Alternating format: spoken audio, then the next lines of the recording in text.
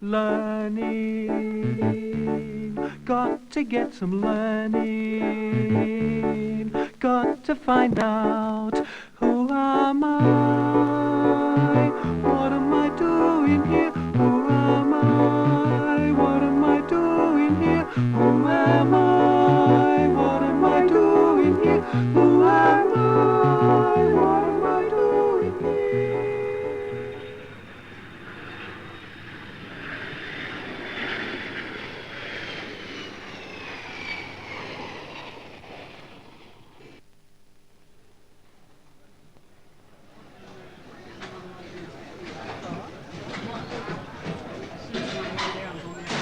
I'm Peter Griffiths, and this is my third year at Otago.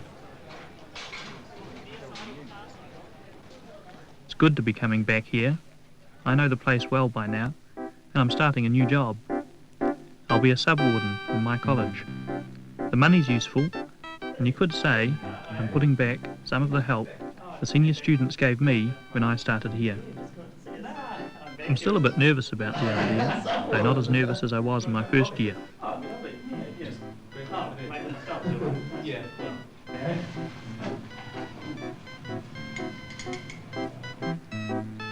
I'm Mandy Ellis, and I'm going to take an arts course at Otago. Mum would come down to see me settled in at the hall. I told them there'd be hundreds of other students in the same boat, but it didn't make any difference. You'd think I was leaving home and Ranfurly forever. I just hope they don't make a thing of saying goodbye in front of everyone. Can you see the clock tower? Oh, yes, just over there. Isn't it beautiful? Now, lovely old buildings. I'm Diana Carson. I'm a second-year commerce student. This is the bit I really hate, though it isn't all that far from Invercargill. At least I've got a flat to go to this year, and with any luck, the others will have something ready for tea tonight. Really well. Look, are you waiting for Bill? Yeah. You couldn't give me a lift, could you? Oh, sure. That'd be excellent. Hi!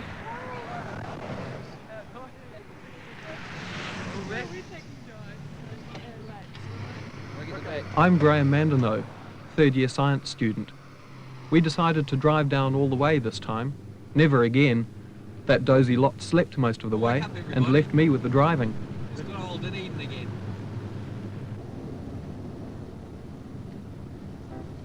There's the old science building and microbiology.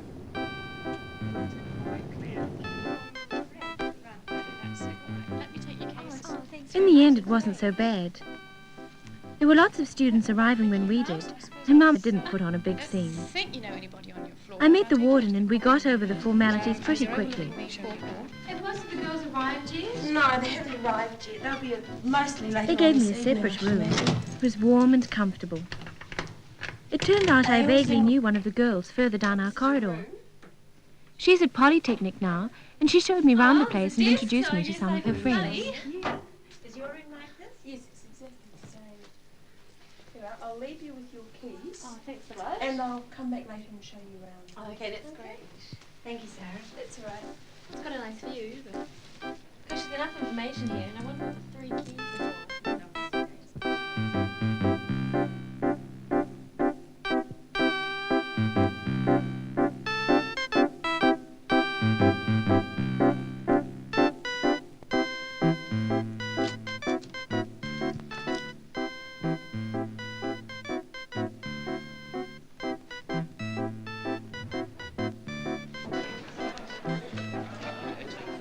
The real shock came when I found myself with other students signing up for courses for the first time. Thank you very much. Alice, E-double-L-I-S. Amanda Natalie.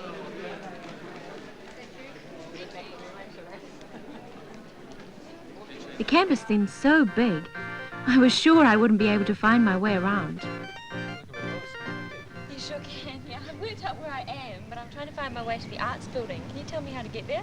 Yes, if you travel about 25 minutes. There was so much on, too, besides all the form filling. They have what they call an orientation week to help you meet other people, with free shows and information and that kind of thing. You could just wander around and meet people, or look over the student union or the library. There are lots of clubs and societies at Varsity, and one day in orientation week, They all advertise for members.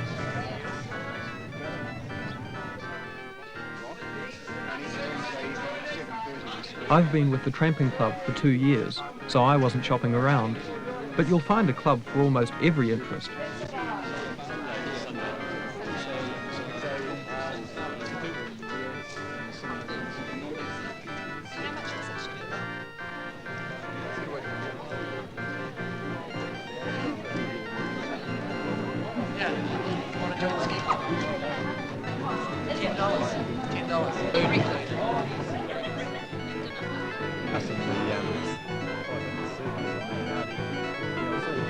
Yeah, my friends just bought a Kawasaki K400. Yeah. What are they like, do you know? They're quite nice. Sorry, Yeah. Has it got a wetsuit or anything? No. You can hire one, and you can hire tanks and stuff to your bags and whatnot. Yeah. But we've got suits to hire, just for a couple of dollars a day. So long, all you need is the first show, the first club night this year is being held in the Clubs and Societies building, which is that rusty building across the road, and the campus lounge, which is the one with the fireplace. And the clubs and societies have a terrific new building with rooms for all sorts of activities. Try your hand at bread baking.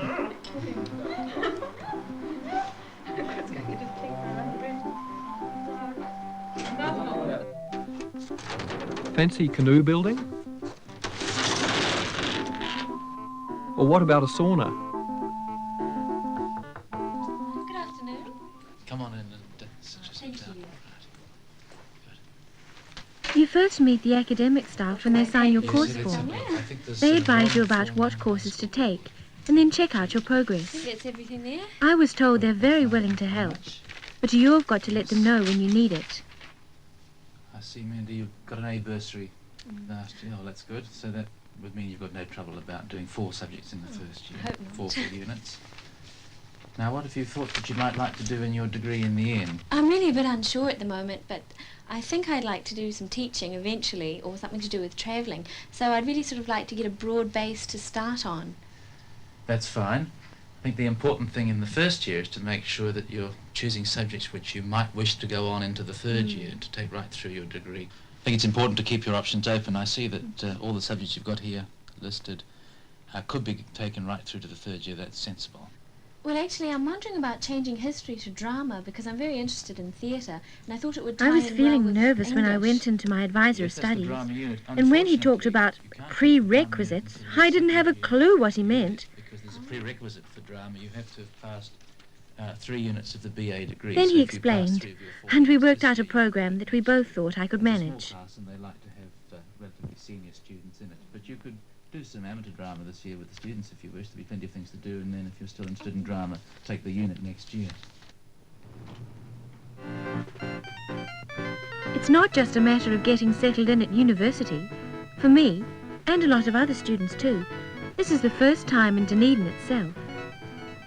It's not the biggest city in the world, but I think that's one of the nice things about it.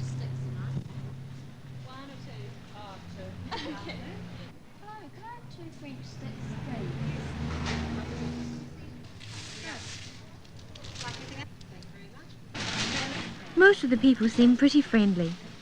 I suppose they're pleased to have us around again at the start of the year. And we're easy to see. There's such a lot of us. I've heard people call Dunedin a university town.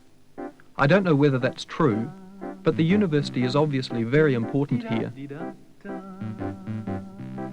You get the feeling that you really matter. You don't just get swallowed up in the crowd, like you do in the bigger cities.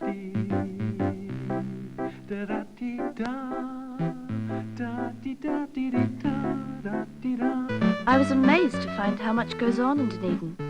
You could be out every night, if you had the time and the money. There are all the concerts you could manage. The big ones in the town hall, or at the Regent Theatre. But a lot of smaller ones too. There are 5 theatres here, so there's plays running most of the time, as well as the touring shows that come round. But I'm more interested in films. Beside the Film Society, you could go to a different picture in town every night in a week. All the shops in town are within walking distance. There's a good range of big stores and a lot of little places too. And you can tell it's a university town because there's so many bookshops and students get special rates.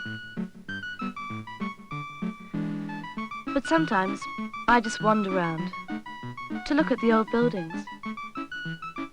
They haven't pulled down everything here to make room for offices and flats, as they're quite proud of Dunedin's past. And anyway, I think the old buildings give the place a bit of character.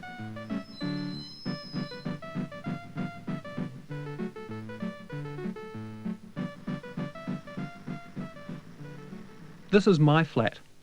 A lot of us live around the campus in places like this, usually 3 or 4 together, sharing the cooking and the cleaning and the living expenses. You don't all have to be university students either. I live here with a teacher's college student and a couple of nurses and a guy who works in a bank. Who was that?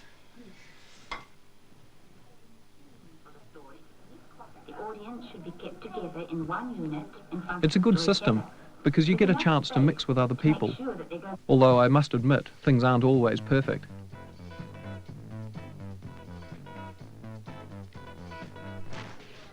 It's not as easy as it used to be to find a good flat. But you don't have to go flat hunting all on your own. We've got an advertising system at the student union, and there's an accommodation officer at the university who can tell you what's offering and suggest some likely places to try. You can end up with something that really feels like home for 2 or 3 years.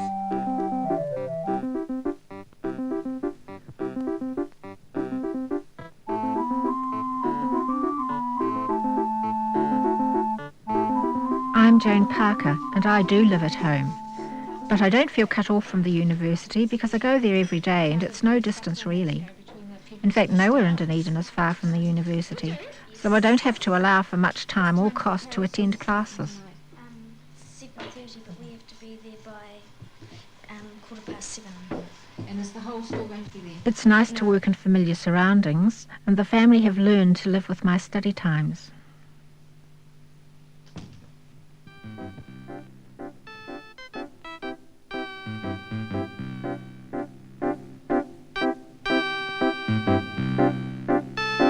About 1,300 students live in the hostels, colleges and halls of residence built round the edge of campus.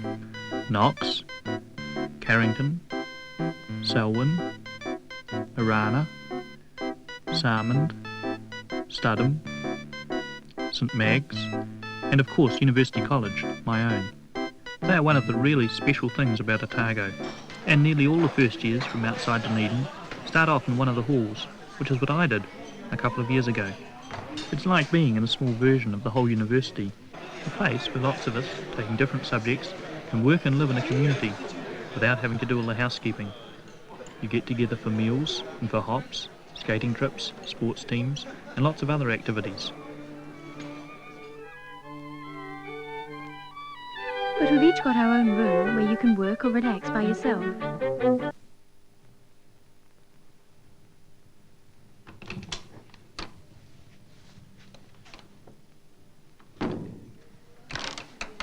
Every hall's got a library and places to relax. At our hall, we've got a big games room and an outdoor tennis court too. It's funny how it all grows on you after a while. You meet kids from all over New Zealand, and some from overseas too. I've made really good friends already. You soon feel you belong to the place, and it belongs to you. There's a kind of friendly rivalry between the colleges, and I was there cheering our gang along at the swimming competitions. It doesn't really matter who wins, but there's a lot of noise and general goofiness, and everyone feels part of it.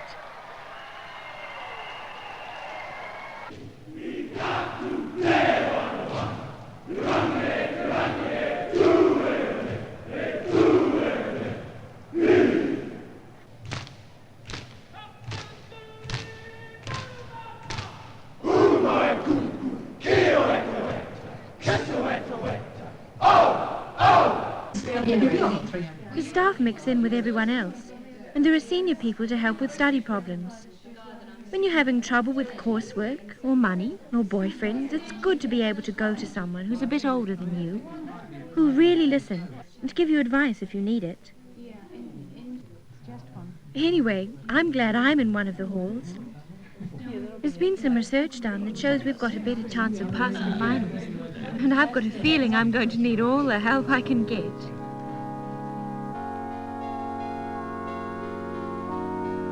When I came to university, so many years after I'd left a country high school, years of doing housework and looking after the family, what struck me was the difference between a classroom and this kind of place.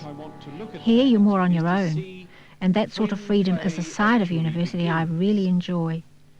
At a lecture like this, you've got to pick out the main points and take notes you can read and swat from later on. I started off trying to take down everything, and I still write more than I need to.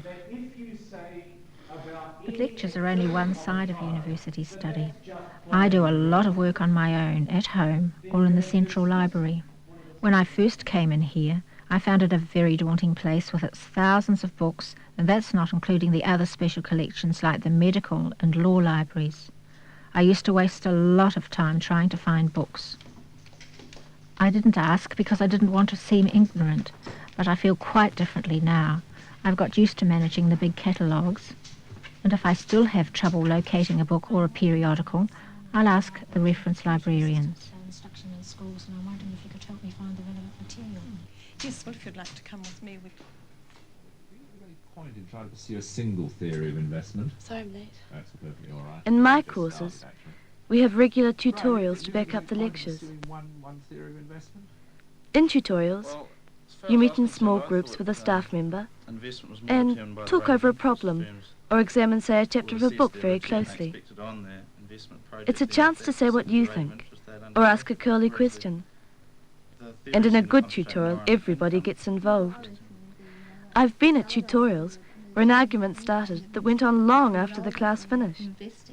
In fact, some of them never get finished.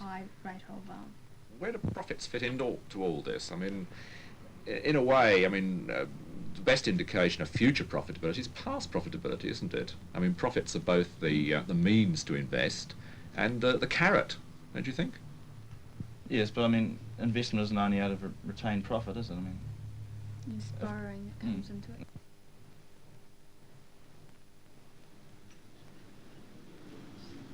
I enjoy lab work because you're on your own to put into practice what you've learned in lectures, and you're dealing with the materials and the problems at first hand.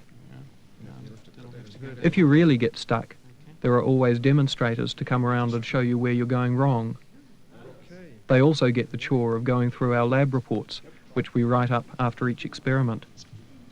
You're a bit too certain about some of these so-called facts. There's one thing about Elizabethan theatre is It's that just we the just same don't for an know a art lot of student in a things. way. And it's The very tutors difficult mark if what you you sort of write, state that the this was essays and the definitely research case when you reports. should be Then they much go more through it cagey with about you. that sort of Oh, thing. I see. Yeah. At first it's a bit embarrassing, questions that you want to ask but me? it is a chance to learn it Well, there's firsthand one from thing their that I'm experience. sure about, and that And was they don't how just much rubbish I your should have opinions. stressed Shakespeare in the essay, just how important was Shakespeare to the topic. Yeah, well, I think that was fairly important because that was one of the best ways we have of finding out precisely what went on in the theatre. It would have been quite useful if you could have used Shakespeare to point out some of the facts that we know from stage directions and from the things that are implicit in the text, such as the fact that there was much use made of the inner stage and the balconies. Plays like Romeo and Juliet obviously require a balcony, so therefore we know the actors must have used one in the theatre, and so on. Okay, Mandy, well, I think we've just about covered everything with this essay. I don't think there are any major problems that you need to worry about. So if you'd like to take it with you and just look through the comments that I've written on it. It's really surprising the number of different ways they teach you here. Most weeks I come to this language lab to practice French. Oh là là, c'est que tu m'agaces avec tes chewing-gums. And one of my friends, who's a music student, gets lessons on the violin from a professional university tutor. Miranda, don't hurry these quavers. You somehow lose the stability and the rhythm of what follows. So just try maybe from there. Okay, just a moment, please. Hello? The drama students spend time in a television studio working on a play, I'll call you back, all right? My wife. Really? Camera 2, can you give me an MCU? The preferences of the And the law students have something called a moot court, where they can all practice being in a real court court. is instructed to take account of them in section 23, subsection 2. He can provide a more stable environment for the children to grow up in, and he can provide a good standard of physical care. There's a study centre too, where you can watch teaching films, TV and slide cassette programs on all sorts of subjects. And they've even got short courses on learning how to study, run by the counselling service. Otago has quite a few special or professional schools. They all involve practical and clinical work, where you get the chance to try out the theories you learn about in lectures. You're actually being taught by top professionals in their own field. Well, there's a spring holding it out in an extended position, so it's quite likely that he's ruptured an extensive tendon. Yes, I think that's a reasonable explanation. You can see the laceration over the top of the finger.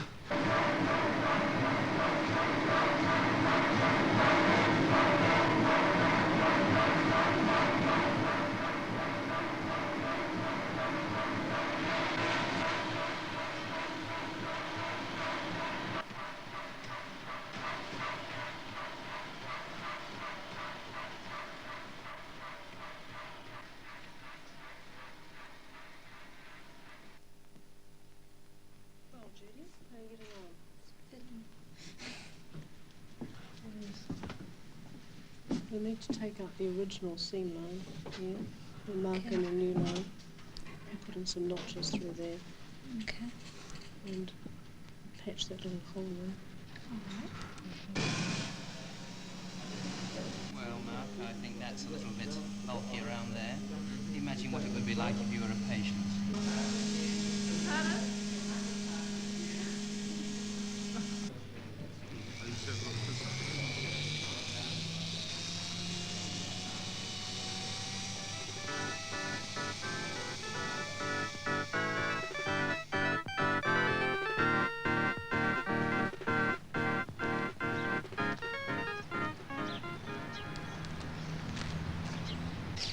Okay, you got a distance on that, Marcus? Yes, 22.5 metres. 22.5, yeah, that looks okay. What you on, John? Most people think that a university education only happens within the campus, but it's possible to find yourself quite a long way away, doing field trips and research work. Not many get to Thailand or Antarctica, like some of the senior anthropology and zoology students have done, but if you're taking a subject like geology or botany or geography, you can spend quite a lot of time out in the field, although there's usually a heck of a lot of paperwork to write up when you get back. But when you're a student, you expect to study. At least I knew I'd have to. I'd come without formal academic qualifications, so I had no way of assessing myself in advance. It was rather like flying blind. I didn't know what to expect of myself, or the staff, or the students.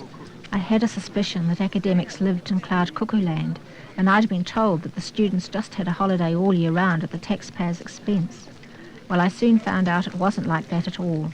Most of the young people in my classes took their work very seriously. They wanted something practical out of their time at university. There's a bit of moving round and trying things out in their first year, but by the second year most of them have settled down and know where they're heading with their courses. They seem to know their future isn't all that far away. By the second or third year, you've learned to set your own pace. You're not so dependent on what someone else tells you to do, and you're starting to work with the staff, taking more responsibility for your own education. Which isn't to say that you don't enjoy yourself.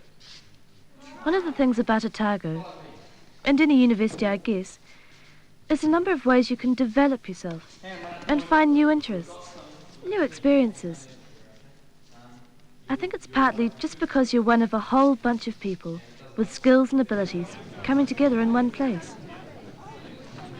But also because opportunities and resources are concentrated here. There's a richness about life at university that you mightn't ever get again, at least not to the same extent.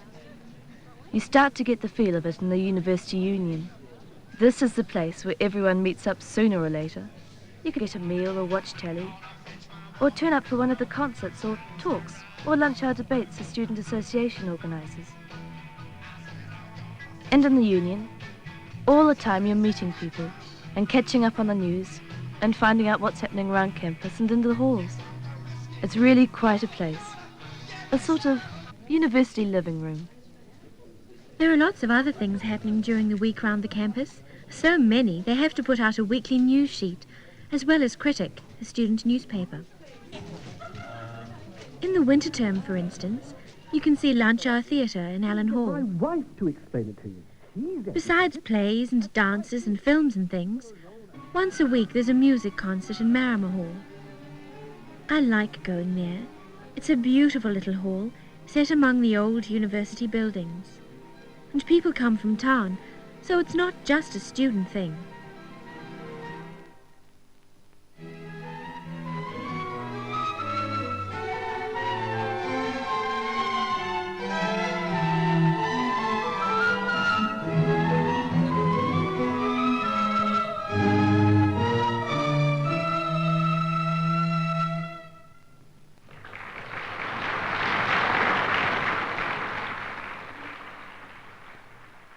Sport has always been an important part of student life at Otago, both team sports and individual sports.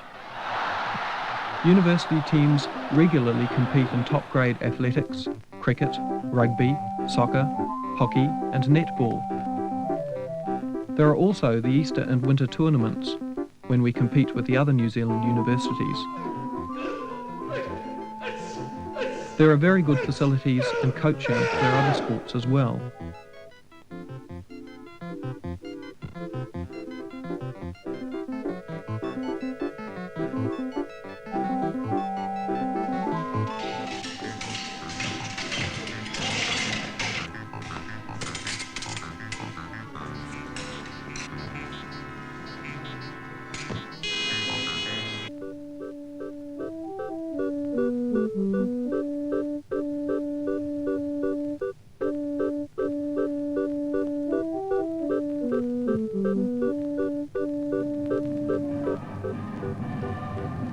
If you are really dedicated, you can take one of the fitness courses run by the staff student recreation program.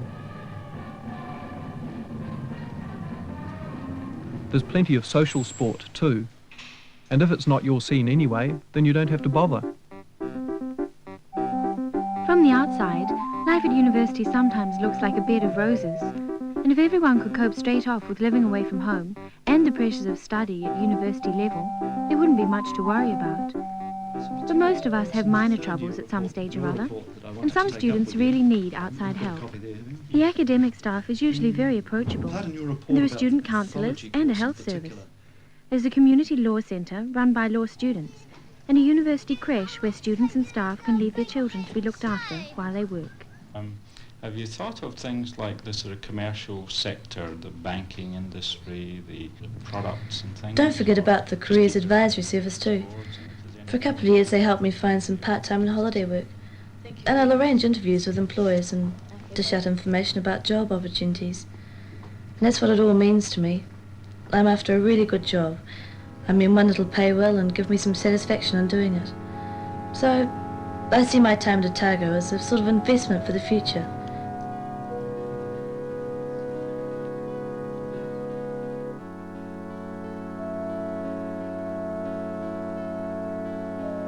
I can't really be sure what I'm after yet. Maybe 3 years at Otago will help me sort it out. I like the range of things you can do here. The course has really got me thinking, and not just the academic work either.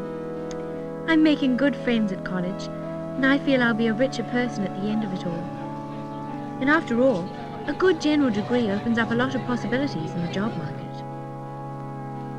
I didn't always want to be a doctor, but since I've made up my mind about it, I've enjoyed getting hold of the professional schools and being in the medical school. The student atmosphere and community at Otago is really unique, and I'll remember Dunedin. When you're a student here, you feel as though you fit in, and that's a really good experience. It took a lot of courage to enrol at university. I wanted more education, but I felt very inadequate and I didn't want to make a fool of myself. I got a taste of university through an extension course and I felt the need to move on and do something more in other areas. So I finally took the plunge. Just 1 unit, stage 1 education. It was exciting, but I worked very, very hard for that unit. Still I made it. And now I am a full-time student enrolled at Teachers College and University, working for a Bachelor of Education degree. I was good at maths and science at school, and I got a scholarship in the 7th form. So it seemed the next natural step to go to university. I chose Otago because some of my friends had gone there, and it has a great reputation. I like the courses, most of them anyway, and I've managed to keep my head above water academically. But there really is more to a university career than just passing exams. I'm going to finish my degree all right, but when I look back on my time here, it won't be the academic things I'll remember. It'll probably be the people I've got to know in the hostels and flats I've lived in, and in my classes, including some of the teachers. I'll always remember such experiences as singing in the sextet in capping shows, and performing in the operas that the music department puts on every year. There's something about the whole university life and what it stands for, and I'm glad I've had the chance to be part of it for a while.